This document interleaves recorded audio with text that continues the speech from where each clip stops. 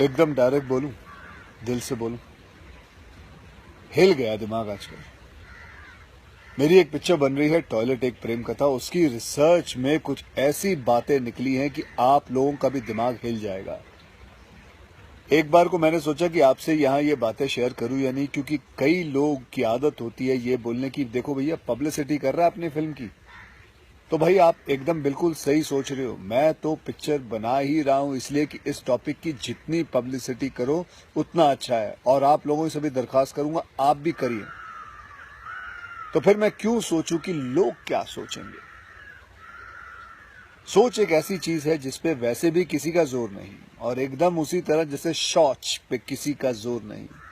जब लगती है तो लगती है, नेचर की कॉल है, वो नहीं रुकेगी चाहे आप कुछ भी कर लो। सॉरी अगर ये वीडियो देखते हुए आप कुछ ऐसा कर रहे हो कि आपको इस सब्जेक्ट से थोड़ी घिन आए, लेकिन ये बात थोड़ी जरूरी है। प्लीज चलने देना अपना वीडियो।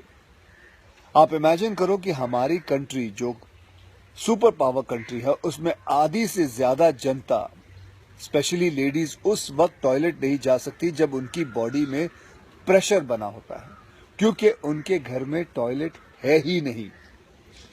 खुले में खेत में जाती हैं रोज, और क्योंकि लड़कियां या औरतें हमारे घर की इज्जत है, वो बेचारी दिन की रोशनी में नहीं जा सकती। उनको सुबह सूरज निकलने से पहले जाना पड़ता है, 4 बजे या 5 बजे, ठंड में अंधेरे में हाथ में पानी लेकर खेत में जाना पड़ता है, चाहे शरीर साथ दे या ना दे। और अगर ना दे तो दिन भर किसी तरह रोक के रखो, क्योंकि फिर सूरज ढलने के बाद ही जा सकती है। आदमियों की तरह नहीं है कि जब आया दीवार की तरफ मुंह करके शुरू हो गए, जो कि अपने आप में हमारे देश के लिए एक शर्मनाक बात है। अपने आप को स्ट्रांग मर्द कहने वालों, जरा औरतों की तरह दिन भर रोक के दिखाओ यार। बॉडी ऐसा जवाब दे देगी कि नानी याद आ जाएगी, बीमारियां लग जाएंगी, और वो बीमारियां ट्रांसफर भी हो सकती है तुम्हारे बच्चों में। 1000 बच्चे हमारे देश में रोज मर रहे हैं इसी बीमारी को लेकर। एक सेकंड सोचो, एक छोटे से एक्सीडेंट की खबर हमें इतना परेशान कर देती है। यहां तो ऐसा होता है जैसे 500 बच्चों से भरे हुए 2 एरोप्लेन रोज क्रैश होते हैं हमारे देश में। अब सच बताना, हिला कि नहीं दिमाग। और जिस घर की बहू बेटी को हम झूठी इज्जत के नाम पर सारा दिन कहते हैं भैया सर ढको, घूंघट ओढ़ो, उसी से हम उम्मीद करते हैं कि वो खुले खेत में साड़ी उठा के बैठ जाए टॉयलेट करने के लिए, गंदगी के बीच में। हद है यार। पता हमारी प्रॉब्लम क्या है? हमें गलत सोचने की बीमारी है। वो सोच ये कहती है कि जब इतने बड़े जंगल हैं या खेत पड़े हैं तो घर में टॉयलेट क्यों बनाए। वो सोच हमें कुछ ऐसे खोखले आर्गुमेंट्स भी देती है कि एक ही आंगन में खाएं और एक ही आंगन में, उसी आंगन में हगें।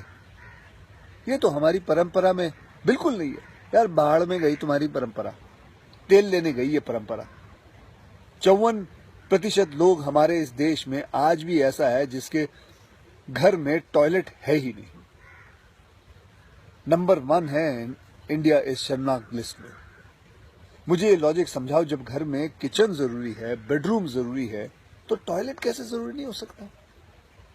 पिछले एक ही साल में 10 लाख नए टॉयलेट्स बनाए हैं गवर्नमेंट ने, पर पता है उनमें कई टॉयलेट्स में लोगों ने गाय बकरियां बांध रखी हैं, किसी ने चारा रखा हुआ है, किसी ने दुकान खोल रखी। अबे वो दुकान नहीं, वो गोदाम नहीं है, वो टॉयलेट है।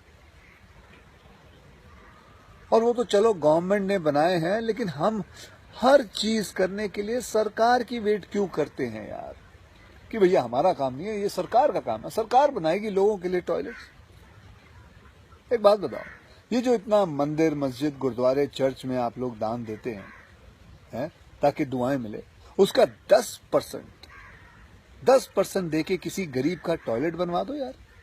35,000 से 50,000 रुपए लगते हैं एक टॉयलेट बनाने के लिए। पता उस फैमिली की औरतें और बेटियां जो दुआएं देंगी ना, उसकी वैल्यू का हमें अंदाजा भी नहीं है। अरे करके तो देखो, आप लोगों की जिंदगी सुधर जाएगी। आज ना मुझे आप लोग एक प्रॉमिस करिए, आप में से वो सब लोग जिनके पास ये वीडियो देखने के लिए इंटरनेट और स्मार्टफोन है लेकिन घर में टॉयलेट नहीं है, वो लोग अपने कानों को हाथ लगाओ, घर की लेडीज को, औरतों को सॉरी बोल के कल ही काम शुरू करवाओ टॉयलेट बनवाने का।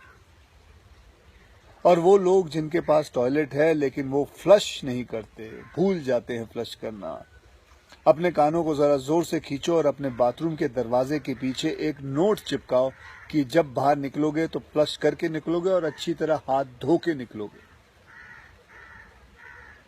देखो दोस्त, स्वच्छ भारत का सपना है, बहुत प्यारा है, लेकिन स्वच्छ भारत तभी हो सकता है जब हमारा घर स्वच्छ हो, हमारे परिवार की औरतों का स्वास्थ्य स्वच्छ हो।